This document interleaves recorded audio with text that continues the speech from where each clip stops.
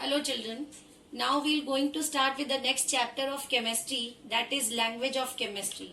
In the previous chapter we have learned about the atomic structure and the arrangement of the electrons around the nucleus in various shells. So now let's see how the elements are given, the symbols and how they are represented, and how to calculate with the help of electronic configuration the valency of the element. So let's see first how the elements are represented. The elements are represented in the short form as in the form of symbol. So children, it gives a great significance in chemistry as these symbols helps in two manner. The first one is qualitative and the second is quantitative. Qualitatively, the symbol represents the name of the element.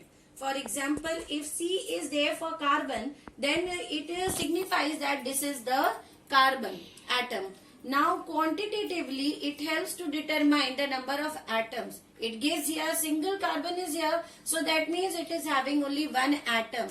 And also it also represents the atomic weight. Now children, see here the symbol of carbon is represented by the capital C. So it gives one atom of carbon, and also it signifies the 12 grams of carbon. So now this symbolic representation helps to write the elements while writing the reaction or by representing in any form. Then this help us to write in the short manner. So now let's see how to write the symbols. The first method to write the symbol is to take the first letter of the name.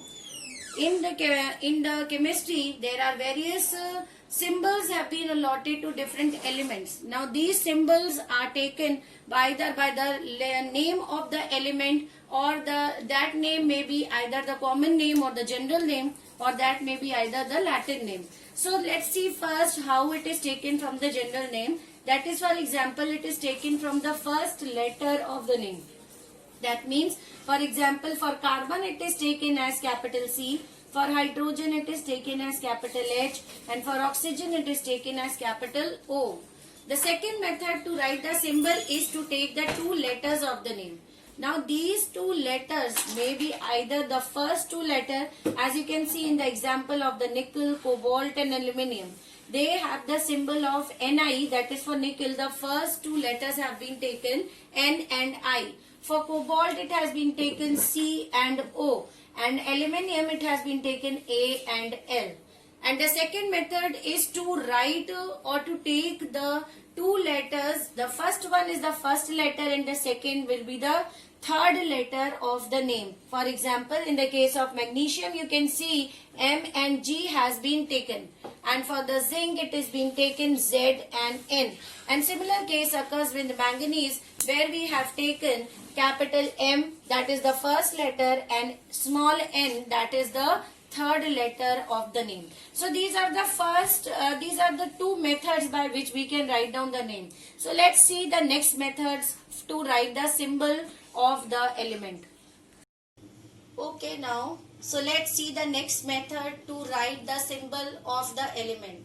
So the third method is to write the symbol by derivation from the Latin name. So here is a table. You can see some of the elements which are having the Latin names here. For example, for sodium, the symbol has been derived from the Latin name, that is natrium. The first two letters of the Latin name has been taken as the symbol of the sodium, that is Na. For potassium, the K symbol has been allotted, and that is taken from its Latin name Kalium. For iron, Fe symbol has been allotted, and this symbol has been taken from the Latin name ferrum. For copper, cuprum, and the symbol is Cu, that is the first two letters of the Latin name. For silver, now the first and the third letter is taken, that is the argentum is the Latin name of the silver, and the symbol here is Ag. And for the gold, the name aurum is there, and therefore the symbol is Au. And the last method for allotting the symbol of the element has been taken for the atomic number more than 100. Children, the elements with atomic number more than 100 the symbol are taken by the three letters of the name, and these three letters are taken by some codes which are routes which have been allotted by IUPAC, that which is the union for naming the symbols and the compounds in chemistry. So here you can see anerbium is taken as the name UNB. Now the first letter is written in the capital form, followed by the two letters which are written in small. Here anerbium has been taken the name Un from U from Un, Nil, N from Nil, and B from Bium. So this name consists of the three parts, and from those three parts the first letter has been taken, and together these three letters symbolize the element's name, that is the name anerbium in such case. Hello children. So let's move on to the next part of the chapter, language of chemistry, that is valency. In the previous chapter, we have learned that the atoms combine together to form the molecule, and why the atoms of the different element combines to form the different compounds, that forms the ionic bond, that forms the covalent bond. So how and which manner they combine, we have learned in the previous chapter. Now what is the capacity to combine, that will be learning by the help of the valency. So valency is defined as the combining capacity of the element. Children, the number of the valency number determines that how many atoms will it going to combine to complete its octet or electronic configuration, that would be stabilizing the atom of the element.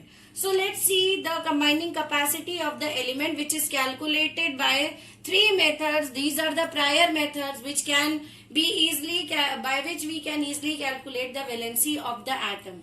So this is by knowing the number or calculating the number of hydrogen atoms that combine with an element. So by calculating the number of hydrogen atoms that within any atom of the element, we can determine the valency of that particular atom.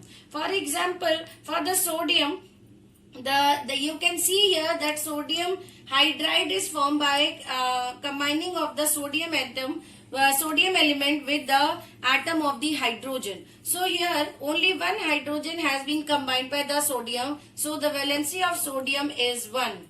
Here in calcium hydride, two hydrogens have been combined together with the calcium to form calcium hydride, so therefore the valency of calcium will be 2. Similar is the case with carbon also. Here it combines with the 4 atoms of hydrogen. So by this we calculate carbon's valency to be 4. The next method is the number of chlorine atoms that combine with the atom of the element. For example, here in NaCl only one chlorine atom combines with sodium. So here the valency of sodium is 1.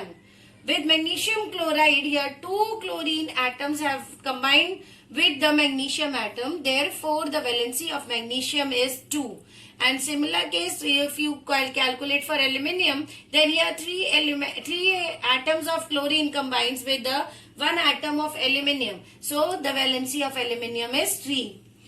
Also, we can take oxygen to be the base and calculate the valency of the atom. For example, if the atom of an element combines with the oxygen, then the valency of the element is double the number of the oxygen atoms which combine with that atom of the element. For example, formation of the magnesium oxide, the valency of magnesium can be calculated by multiplying 2. That is by the number of oxygen atom. Here one oxygen is there. When we double the amount of the number of oxygen atom, we obtain the valency of magnesium as 2. So children, now let's see the valency of metals and non-metals. We all know that metals lose electron to form positive ion and non-metals gain electron to form negative ions. So let's see how the valency of metals and non-metals can be calculated. For calculating the valency of metals, the number of electrons loosed by an atom of the metal is known as its valency. For example, the potassium ion. So how can you calculate the valency of potassium? Let's see. For potassium, the atomic number is 19. So the electronic configuration is 2, 8, 8 and 1. So potassium can easily lose one electron to form the stable noble gas configuration, and thus it forms a potassium ion by losing one electron. So in this case we say that the valency of potassium is 1. Let's see for magnesium. Here the atomic number is 12. That means the electronic configuration is 282. So here magnesium loses 2 electron to form the magnesium ion, and therefore we say that the valency of magnesium is 2. Now let's see for non-metals. For non-metals, the valency is equivalent to the number of electrons gained by an element. For example, here for chlorine you can see the atomic number 17. So the electronic configuration is 287. So it requires one electron to complete its octet. So now what happens? Chlorine gains one electron and forms the chloride ion. So here we say that the valency of chlorine is 1. For oxygen, similarly, you can calculate. Now here oxygen's the electronic configuration is 2, 6. So it requires 2 more electrons to complete its octet. So therefore oxygen combines 2 electron or gains 2 electron to form the oxide ion. So in this case we say that the oxygen has the valency of 2. So this is how you can calculate the valency of metals and non-metals. In the next part we will be seeing that based on the valency how the elements have been classified. Okay children, now let's see the classification of elements based on valency. That is, the number of valency determines how to name the element. For example, the monovalent element. These are the elements which have the valency of 1. Mono means 1 and valent means valency, that means the valency of 1. For example, sodium, potassium, lithium. All these elements have the valency 1, so these are known as the monovalent element. Next is divalent. Children, di means 2. So those elements which have the valency of 2, they are known as divalent element.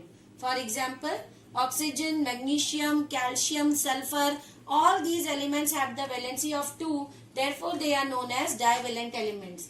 Next is trivalent elements. Tri means 3. That means all the elements which have the valency of 3, they are known as trivalent element. For example, aluminium, nitrogen, phosphorus, etc. Now next is the tetravalent element, that means the valency of 4. So here the elements which have the valency of 4, they are known as tetravalent. For example, carbon, platinum, etc. Another example, they show variable valency in SME. Now these are the tin. It is also having tetravalency at somewhere. So now these were the classification based on the number of the valency. Children, there are some elements which show more than one valency. These elements have the variable valency. For example, iron. Iron, you can see here two cases, FeO and Fe2O3. That means it forms two kinds of oxide, where in one compound it is having the valency of 2 and in the other compound it is having the valency of 3, as you can see here. Similarly, you can see for copper also. Copper is forming the chloride which is of two kind. One is the CuCl and the other is CuCl2. Children, here in this one, the copper has the valency of 1 and in this compound the copper is having the valency of 2. So such elements are known to show the variable valency. For naming of the such elements, then we use the name for the lower valency. That means that, for example, if we see the iron, here when the lower valency is there, then the name ends with the us, OUS, and when the element is at the higher valency, then its name ends with ik. For example, in case of the first compound FeO, here the valency of iron is 2, that is the lower valency. So the name of this compound is ferrous oxide. That means here the iron is present in the ferrous state. But here in the next compound you see that the valency is 3. So this compound named is ferric oxide. That means with the higher valency we have used the ending name IC. So this is ferric oxide. Let's see for copper also. For the lower valency, that is 1, this compound is known as cuprous chloride. And for the valency of 2, this compound is known as cupric chloride, as it is mentioned here. So similarly for other element also, if they show variable valency, then the lower valency ends with the name of us, and when it is in the higher valency, the name of the elements end with the A. So this is how you can classify the elements based on the valency.